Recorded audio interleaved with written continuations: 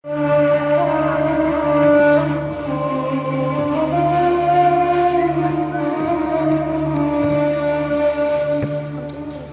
ربي، رحماك ربي من الظلم وأهله، رحماك أرجوك أصلي لك وأستغفر، رحماك ربي من واقع أسود لونه، رحماك ربي من مستقبل باتت دعائمه رمل، رحماك ربي، رحماك ربي في كل سجدة أصلي بها لك وأخر راكع، رحماك ربي في كل آية أرتلها لك وباسمك أسبح، رحماك ربي، رحماك ربي بأبناء أمتنا قد أصبحوا للفتنة وقودا موقدة ومحرقة، رحماك ربي في بلدي باتت النار فيه مشتعلة، رحماك ربي في كل كهل يبكي ويشتكي ويضطهد، رحماك ربي في كل طفل في المخيمات يئن وما من أحد يسمع، رحماك ربي فشبابنا في الغربة يتحاصر، أشكو إليك ربي همي وبأسي ومنك البدء وإليك المرجع،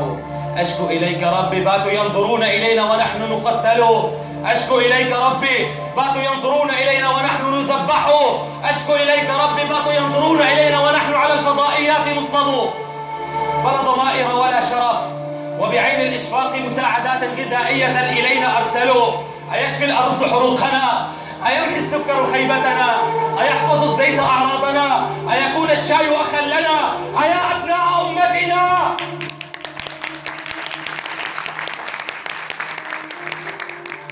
إلى متى؟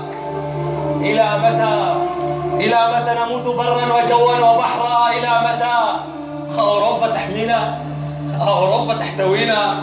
أوروبا تشاركنا عروبتنا؟ أوروبا تشاركنا مآسينا؟ أوروبا تكون لنا معينة؟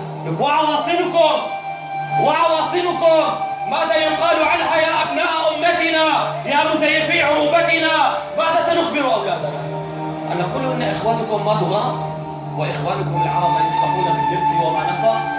كيف لي أن أضع عيني بعينك يا ولدي يا فليدة كبدي أيها الولد؟ كم أحدثك عن خيانة العرب، عن رؤوس قطفت وأنهار دماء سكبت وجرت وشيوخ ماتوا حرق وأطفال قضوا غرق كلها في رقبة العرب، لأجل العرب ومن العرب، والآن تخلوا عنا وخذلونا العرب في البرار والصحراء وغرق في البحار، أصبحتم يا أبناء بلدي يا نعار الهوية يا نعار أمتنا العربية أغنى أمة في العالم يضحكون علينا بمساعدات غذائية متناسين مشكلتنا الأصلية لأنهم باعوا القضية متاجرين بدمائنا ويضحكون على عقولنا أمة عربية، سحقا لكم قد أصبحنا أتباع الجاهلية. أنا العربي لا أنتم، أنا العربي لا أنتم، قد قالها قبلي هشام، أنا العربي لا أخجل، فيا أخي لا تتعجل، من باع فلسطين لا يبالي بالأطفال استغرق استحرق، أنا العربي لا أنتم، أنا من ضحى يوم انتصرتم، أنا من خسر يوم فزتم، أنا من مات يوم عشتم، يا لخيانتكم لقد خسرتم نخوتكم، ربحتم جهلكم، هجرتم علماءكم، استقطبتم أعداءكم، يا لخيانتكم لقد خسرتم، فلا العراق منقسم ولا لبنان جريح ولا سوريا مدمية ولا فلسطين منسية، فيا بنو العرب اصحوا فوحوش الغالي تنتظر لتفترسوا، فلن ترفع لنا من بعد الآن رايات فراياتنا كلها كسروا.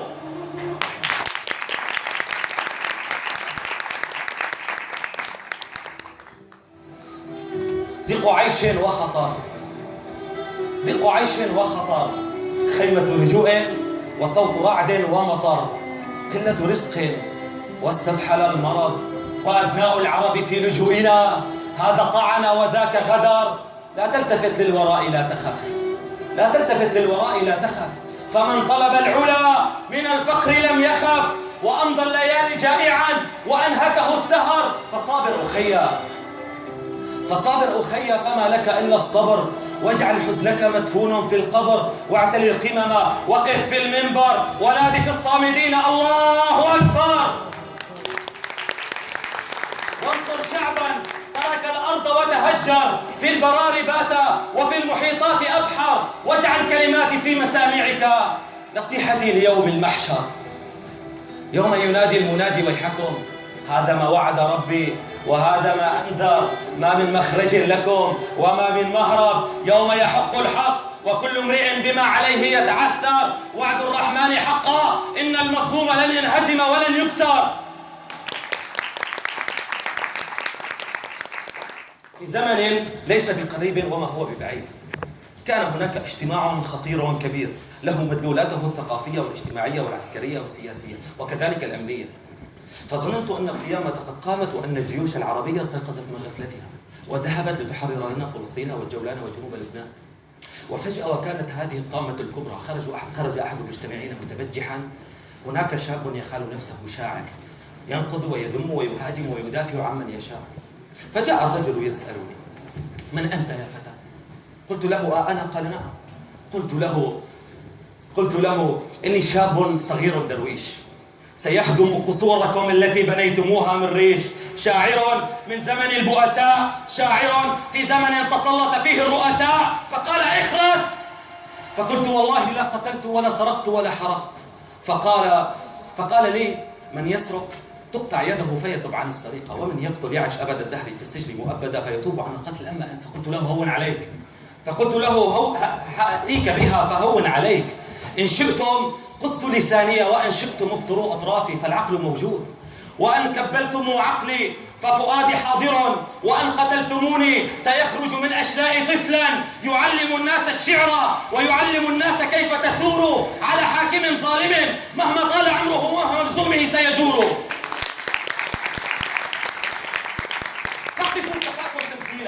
فقفوا كفاكم تمثيلا، قد سئمنا الكذب والتزوير، قولوها بكل جرأة ولا تخشوا سجانا ولا وزيرا. نقدوني كثيرا لكتابات السياسية فهم حمقى لا يعلمون أنها واقع حياتنا اليومية، فهددوني بالسجن وهددوني برفع قضية، فأبيت إلا أن ألقي همومكم ومصائبكم العصية. فهل سمعت عني جيوشكم العرمرمية؟ وهل كتبت عني أقلامكم الخفية؟ فقولوا لهم إني ما عدت أخشاهم، فقولوا لهم إني ما عدت أخشاهم. هي قصائدي بالجرأة تتسم وبالشعر أنا أمكر. هي قصائدي بالجرأة تتسم وبالشعر أنا أمكر. خذوني للسجن فشعري لن يتوقف، إن مت أنا باق لساني يصدح.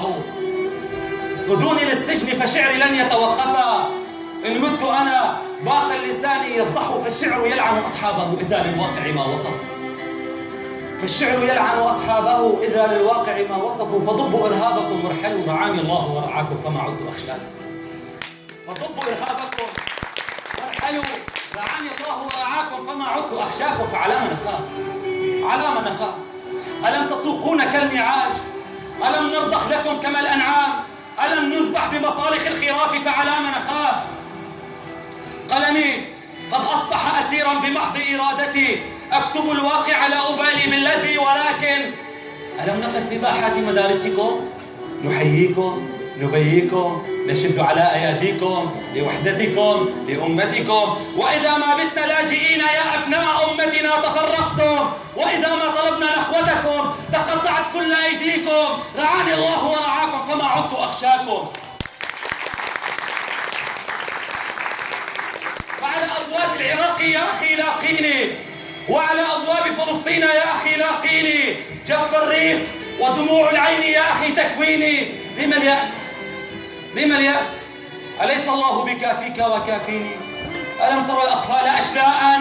ألم تبكيك الثكلى وآهات الملايين؟ ألم يبيعون العرب بكاس خمر وسيجارة؟ ألم يبيعون بأرجيل؟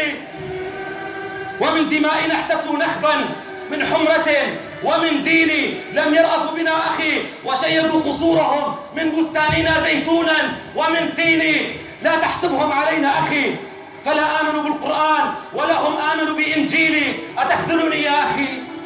أتخذلني يا أخي؟ ونصرتك لي عليك حق، فما بالك بالأهواء تغريني.